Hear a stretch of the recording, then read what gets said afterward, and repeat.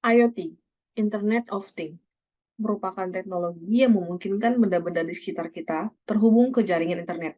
Cara kerjanya, setiap benda yang terhubung ke internet bisa kita akses kapan saja dan di mana saja. Di sini, saya akan menjelaskan salah satu topik terkait dengan IoT, yaitu Building Distribute Document Search, di mana pengertiannya adalah menyusun algoritma untuk menyelesaikan masalah dan mendefinisikan arsitektur sistem yang dibutuhkan untuk mencapai tujuan sistem.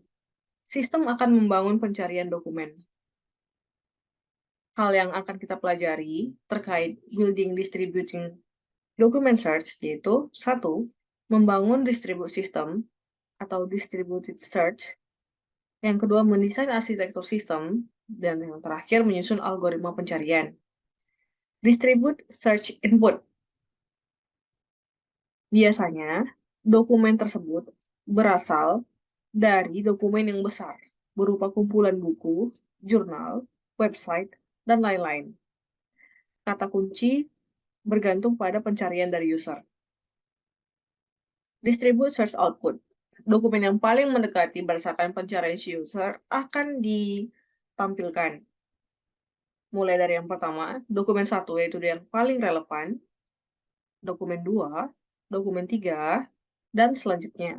Sampai kepada dokumen ke N yang paling terakhir yaitu yang paling kurang relevan.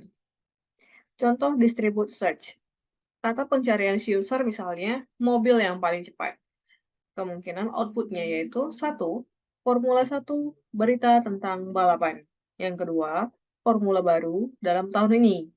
Berikut yang ketiga, keempat, dan seterusnya. Sampai yang terakhir.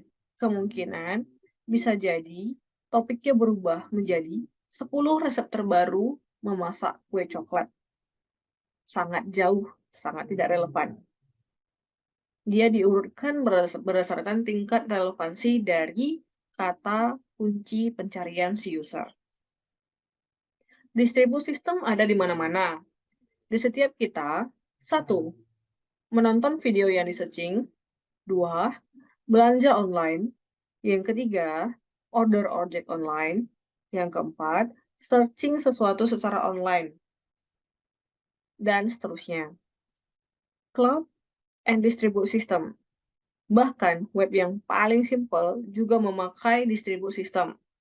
Cloud AWS, Azure, GCP, dan lain-lain adalah desain distribute system yang digunakan oleh perusahaan dan SW developers. Berikut ada 6 konten yang akan kita bahas. Yang pertama, Introduction to TF-IDF. Yang kedua, Implementation of TF-IDF. Yang ketiga, Parallel TF-IDF dan Sistem Arsitektur. Yang keempat, Worker Node Implementation Distribute Search Part 1, Search Cluster Coordinator Distribute Search Part 2, dan yang terakhir, Search Web Application Distribute Search Part 3.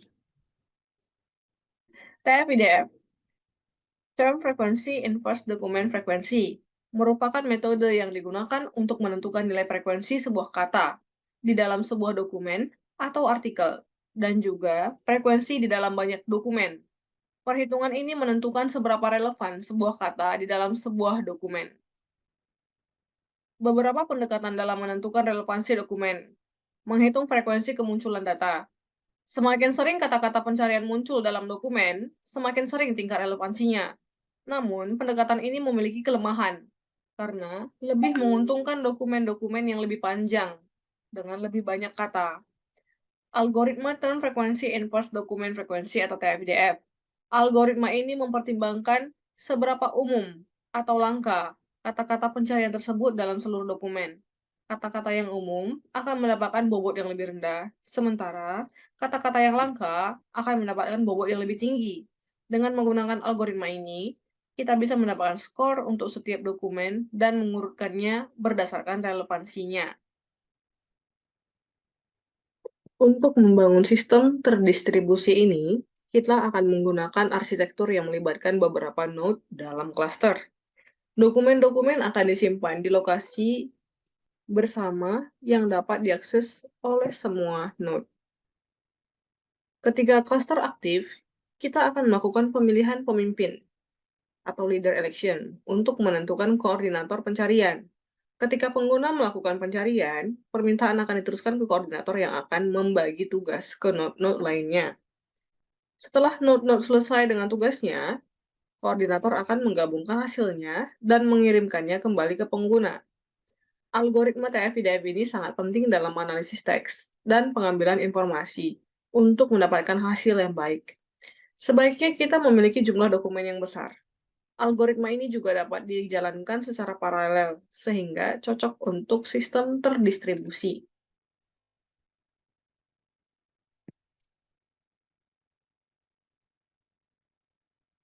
Implementasi of TF-IDF. Implementasi algoritma Turn Frequency Inverse Document Frequency atau TF-IDF untuk sistem pencarian terdistribusi. Algoritma TF-IDF digunakan untuk menghitung skor relevansi dokumen berdasarkan frekuensi term dan frekuensi dokumen terbalik. Pengujian algoritma dilakukan secara sekuensial pada satu mesin. Algoritma diimplementasikan dalam konteks eksekusi sekuensial pada satu mesin sebelum diimplementasikan pada sistem terdistribusi. Implementation of TF-IDF. Langkah-langkah implementasi algoritma TF-IDF. Menghitung term frekuensi dalam sebuah dokumen, menghitung inverse dokumen frekuensi dari suatu term, menghitung skor untuk setiap dokumen dengan menjumlahkan hasil perkalian term frekuensi dan inverse dokumen frekuensi setiap term.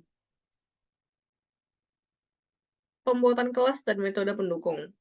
Kelas dokumen data untuk menyimpan map dari search term ke term frekuensi dalam satu dokumen. Metode calculate term frequency untuk menghitung frekuensi term dalam sebuah dokumen.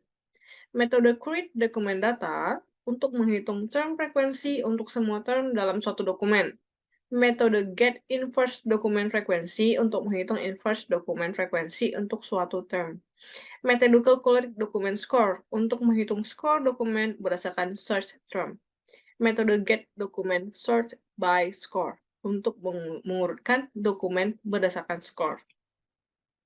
Kesimpulan, algoritma TF-IDF digunakan untuk mencari dokumen yang paling relevan dalam korelasi kecil buku berdasarkan search query yang diberikan. Meskipun sederhana dan jumlah dokumen terbatas, algoritma ini memberikan hasil yang baik. TF-IDF juga digunakan untuk mengkelompokkan dokumen yang memiliki topik serupa dengan menggunakan dokumen tersebut sebagai search query. Paralel TF-IDF dan sistem arsitektur. Dalam pembahasan ini, kita akan membahas sedikit tentang partisi data dan peran yang dimainkannya dalam skalabilitas suatu algoritma terdistribusi. Kemudian, kita akan mengambil algoritma TF-IDF asli kita dan memecahnya menjadi komponen yang independen dan dapat diparalelkan.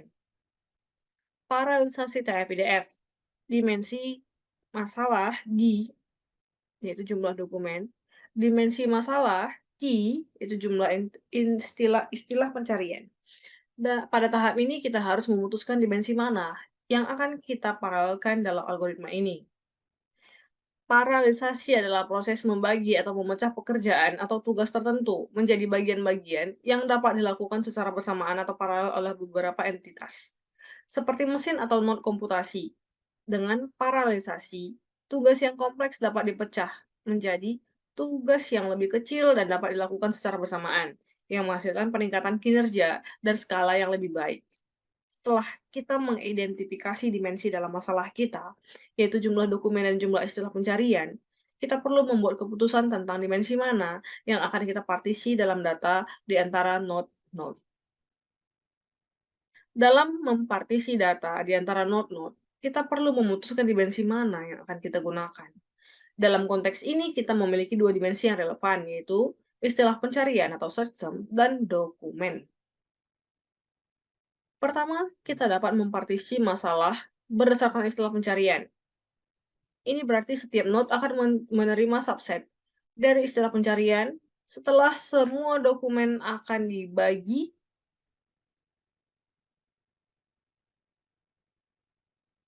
bersama-sama di antara node-node.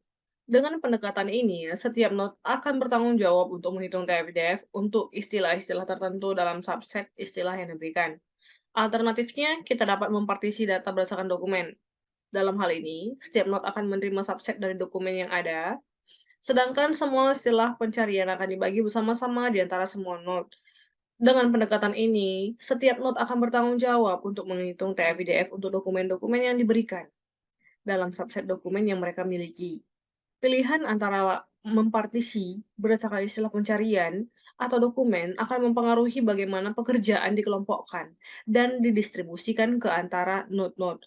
Penting untuk mempertimbangkan karakteristik data dan kebutuhan sistem saat membuat keputusan ini. Keputusan ini mengenai bagaimana memecah beban kita berperan penting deciding how to parallel the workload. Keputusan ini mengenai bagaimana memecah beban kerja kita berperan penting dalam menentukan apakah implementasi algoritma kita akan dikembangkan secara horizontal atau tidak mampu menangani jika ukuran dataset semakin bertambah. Untuk membuat keputusan teknik yang tepat, kita perlu bertanya pada diri sendiri pada dimensi mana kita berharap sistem kita akan tumbuh seiring waktu. Dengan cara ini, ketika data pada dimensi tersebut tumbuh, kita dapat dengan mudah menambahkan mesin lain banyak ke dalam masa kita dapat dengan mudah menambahkan mesin lebih banyak ke dalam masalah tersebut dan sistem akan mudah ditingkatkan. Kesimpulan, dalam pembahasan tentang paralel TF-IDF dan sistem arsitektur ini, kita belajar tentang partisi data dan peran pentingnya dalam sebuah algoritma dalam membuat algoritma menjadi scalable dalam lingkungan terdistribusi. Untuk algoritma TF-IDF kita memilih untuk mempartisi berdasarkan dokumen karena jumlah dokumen diperkirakan akan terus bertambah seiring waktu dengan mempartisi berdasarkan dokumen. Kita dapat dengan mudah menambahkan mesin tambahan saat dataset bertambah, sehingga sistem dapat ditingkatkan secara horizontal. Selain itu, kita dapat menghitung frekuensi istilah secara paralel. Namun, perhitungan frekuensi inverse dokumen harus dilakukan oleh pemimpin dan melibatkan agregasi data dari semua dokumen. Dengan demikian, pemilihan partisi dalam implementasi paralel yang tepat akan memastikan skalabilitas algoritma TF-IDF. Terima kasih. Sekian presentasi dari saya terkait topik mengenai IoT tersebut, dan semoga apa yang saya sampaikan dapat berguna untuk kita semua. Sekali lagi, terima kasih.